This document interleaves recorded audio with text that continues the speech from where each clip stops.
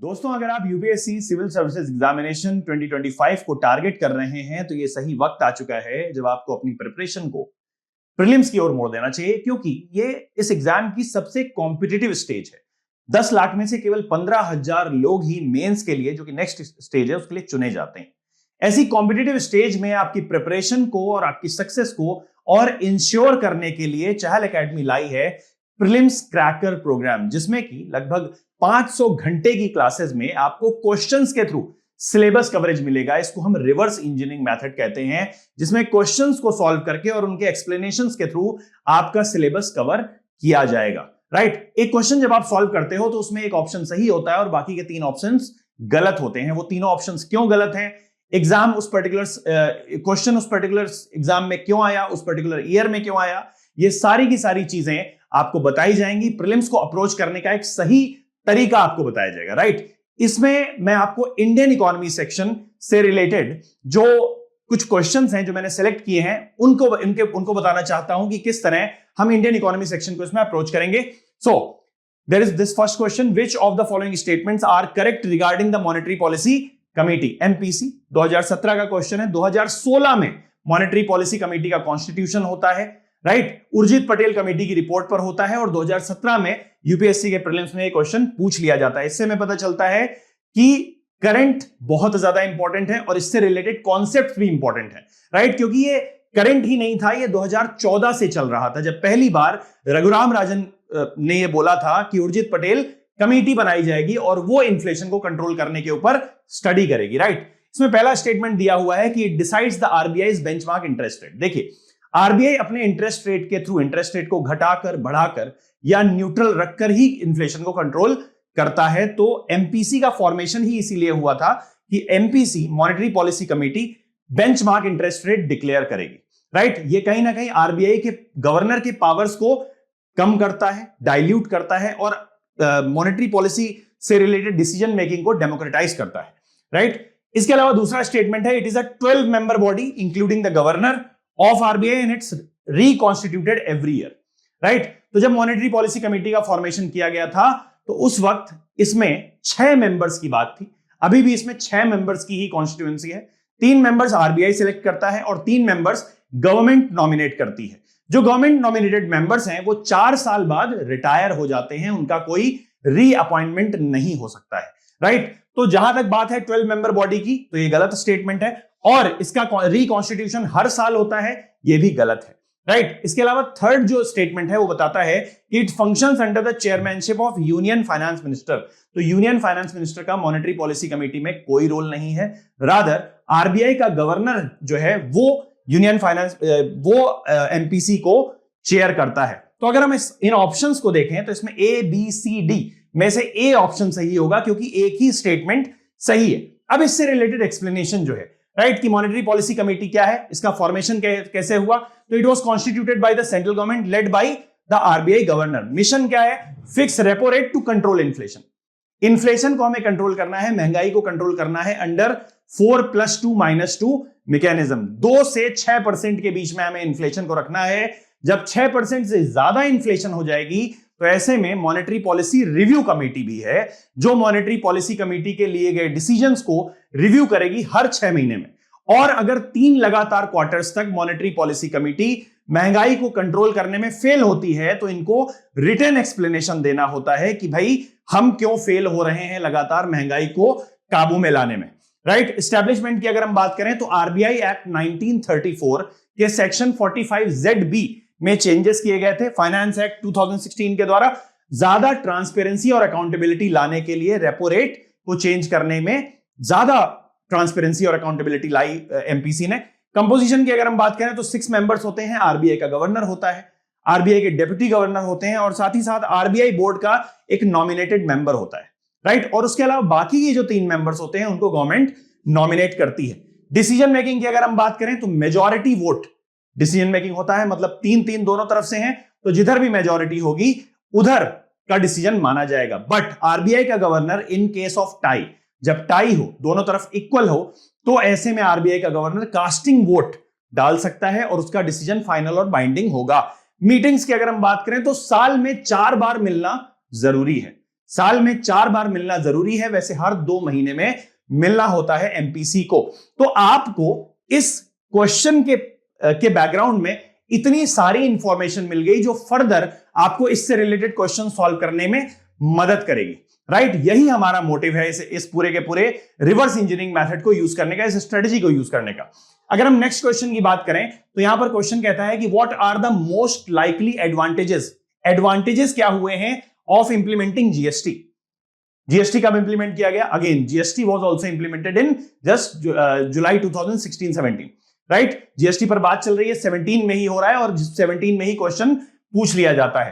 पहला स्टेटमेंट है it will replace multiple taxes collected by multiple authorities and will thus create a single market in India.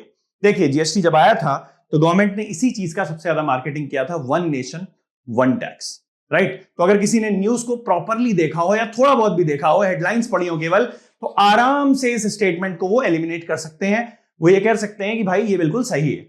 GST ने multiple taxes, जो octroi tax हो गया और जितने भी बाकी के इनडायरेक्ट टैक्स हैं, उनको अपने आप में सब्ज्यूम कर लिया। तो केवल एक इनडायरेक्ट टैक्स बचा पूरे देश में, राइट? दूसरी तरफ दूसरा स्टेटमेंट कहता है कि इट विल ड्रास्टिकली रिड्यूस, इस पर्टिकुलर टर्म पर ध्यान देने की बहुत ज्यादा जरूरत है। जब भी यूपीएससी इस तरीके का कोई भी टर्म यूज करता है तो जनरली वो स्टेटमेंट गलत ही होता है। It will drastically reduce the current account deficit of India, right, and will enable it to increase its foreign exchange reserve. Current account deficit क्या होता है?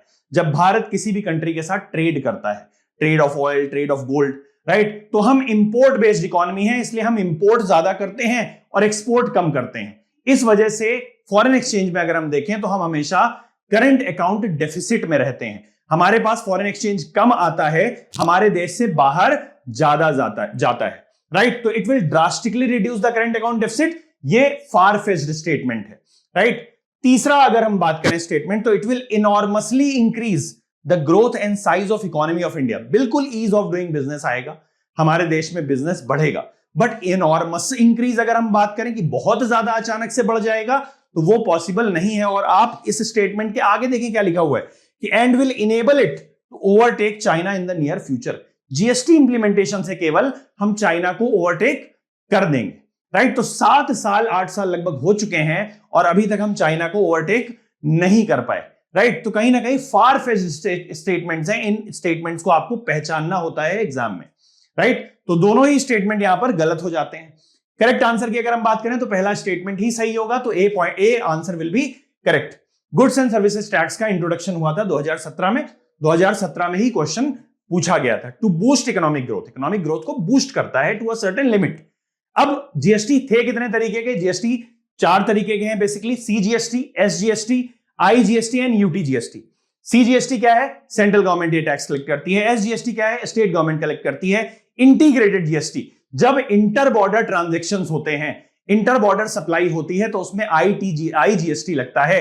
और जब यूटी, किसी यूनियन टेरिटरी में कोई गुड्स जाते हैं और वहां पर कंज्यूम होते हैं, तो वो यूटीजीएसटी, मतलब यूटी के पास राइट है उसको कलेक्ट करने का। जीएसटी काउंसिल की अगर हम बात करें तो कॉन्स्टिट्यूशन ऑफ इंडिया में अमेंडमेंट करके under article 279A GST council बनाई गई थी। जीएसटी काउंसिल को हेड करता है फाइनेंस मिनिस्टर, और जीएसटी काउंसिल ही एडवाइजरी बॉडी है किसी भी तरीके के जीएसटी से रिलेटेड चेंजेस करने के लिए, राइट? अगर हम लेजिस्लेटिव बेसिस की बात करें तो जीएसटी को जो रोल ऑन किया गया था वो 101st अमेंडमेंट एक्ट के द्वारा किया गया था। आर्टिकल 246A जो है वो स्टेट को पावर देता है टैक्सेस को कलेक्ट करने का, राइट? तो इस तरीके से बहुत सारी डिटेल्स हैं उस क्वेश्चन से रिलेटेड जो आपको यहां पर देखने को मिलती हैं। देयर आर फर्दर डिटेल्स कि कौन कौन से रिफॉर्म्स हुए। देखिए भाई, पूरे देश में अगर एक इनडायरेक्ट टैक्स होगा गुड्स एंड सर्विसेज के बेचे जाने पर, तो ऑब्वियस सी बात है एक नेशनल मार्केट बनता है, ईज ऑफ डूइंग बिजनेस उससे बढ़ता है, right? Double taxation, cascading effect, tax के ऊपर टैक्स लग रहा है, टैक्स के ऊपर टैक्स लग रहा है, वो चीज खत्म होती है। There will be overall tax burden का कंज्यूमर पर जो बर्डन आता है, ओवरऑल टैक्स बर्डन जो कंज्यूमर पर आता है वो कम हो जाता है। कॉम्पिटिटिवनेस इंडियन प्रोडक्ट्स की बढ़ती है क्योंकि इंटर बाउंड्री ट्रांजैक्शन होंगे, एक स्टेट से दूसरे स्टेट गुड्स आसानी से जा पाएंगे क्योंकि अलग अलग स्टेट्स में अलग अलग टैक्सेस नहीं एप्लीकेबल है। एडमिनिस्ट्रेशन इजी हो जाता है, जीएसटी पूरी तरीके से टेक्नोलॉजी पर बेस्ड है, जीएसटी पोर्टल पर बेस्ड है, राइट? तो इसका एडमिनिस्ट्रेशन काफी इजी हो जाता है, मैनुअल इंटरवेंशन कम होता है, इसलिए करप्शन करना भी बहुत मुश्किल है। टैक्स कंप्लायंस बहुत इजी है, राइट? एक बार जीएसटी नंबर आपने ले लिया, जीएसटी पोर्टल में आप रजिस्टर हो गए, उसके बाद आप टैक्स चोरी नहीं कर सकते हो, बहुत मुश्किल काम है, ठीक? फीचर्स की अगर बात करें तो supply of goods and services पर लगता है, डेस्टिनेशन बेस्ड टैक्स है, जहां पर कंज्यूम किया जाएगा प्रोडक्ट या सर्विस, वहां पर टैक्स कलेक्ट किया जाएगा। Dual GST by centre and state, इसमें दो तरीके की जीएसटी है by centre and states. Import treated as interstate supply, interstate supply जो है उसको इंपोर्ट की तरीके ट्रीट किया जाता है। Rates are decided mutually by centre and the states, mutual decision होगा, जीएसटी काउंसिल के थ्रू डिसीजन होगा। अगर हम टैक्स स्लैब्स की बात करें तो 5 टैक्स स्लैब्स हैं, यहां पर 4 ही मेंशन्ड है, 0%, 5%, 12%, 18% एंड 28%। अब आप बोलोगे 0% टैक्स रखने की क्या जरूरत है? तो कई सारी ऐसी कमोडिटीज होती हैं जिन पर हम कभी ऐसा कर सकते, फ्यूचर में अगर देखते हैं कि टैक्स बढ़ाने की जरूरत है तो हम 0 से बढ़ाकर उसको 2%, 3%, 5% कर सकते हैं, इसलिए उनको टैक्स किया जाता है बट 0%, राइट?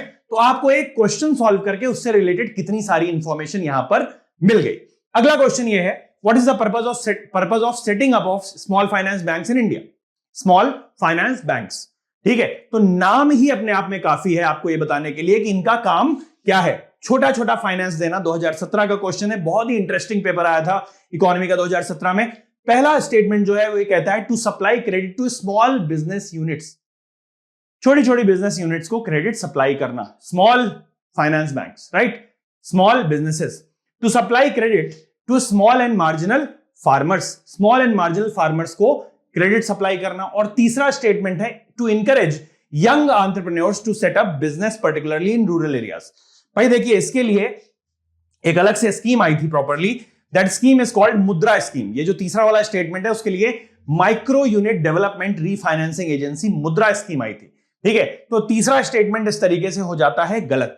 पहले दो स्टेटमेंट्स जो हैं, credit to small business units and credit to small and marginal farmers, ये दोनों सही हैं। स्मॉल फाइनेंस बैंक्स को नचिकेत मोर कमेटी के रिकमेंडेशंस पर बनाया गया था। नचिकेत मोर कमेटी क्या बोलती है कि हमारे पास ऐसी यूनिवर्सल बैंक्स तो बहुत ज्यादा हैं, मगर इन यूनिवर्सल बैंक्स को हम ऐसी ज्योग्राफी में या ऐसी सोसाइटी में नहीं ले जा सकते जिनको इन प्रोडक्ट्स, बाकी प्रोडक्ट्स की जरूरत नहीं है। मान लीजिए आप एसबीआई में जाते हो, तो एसबीआई के पास लोन देने की फैसिलिटी है, डिपॉजिट की फैसिलिटी है, चेकिंग फैसिलिटी है, उसके अलावा म्यूचुअल फंड है, उसके अलावा आप इन्वेस्टमेंट कर सकते हो एसबीआई के साथ, इंश्योरेंस भी देता है एसबीआई। बट क्या ट्राइबल एरियाज में इन सारे प्रोडक्ट्स की जरूरत है क्या? क्या अरुणाचल प्रदेश, मणिपुर, मिजोरम जैसे एरियाज में इतने बड़े बैंक्स को ले जाने की जरूरत है क्या, या पॉसिबिलिटी है क्या? नहीं पॉसिबल है। तो ऐसे एरियाज को ज्योग्राफिकल इंक्लूजन करने के लिए, फाइनेंशियल इंक्लूजन करने के लिए जरूरी है कि हम छोटे फाइनेंस बैंक्स बनाएं। तो नचिकेत मोर कमेटी के रिकमेंडेशन पर हमने स्मॉल फाइनेंस बैंक्स बनाए थे, राइट? तो छोटे बिजनेस यूनिट्स को क्रेडिट देने के लिए स्मॉल फाइनेंस बैंक है, जैसे AU small finance bank, right? Small and marginal farmers को क्रेडिट देने के लिए स्मॉल फाइनेंस बैंक्स है, ठीक?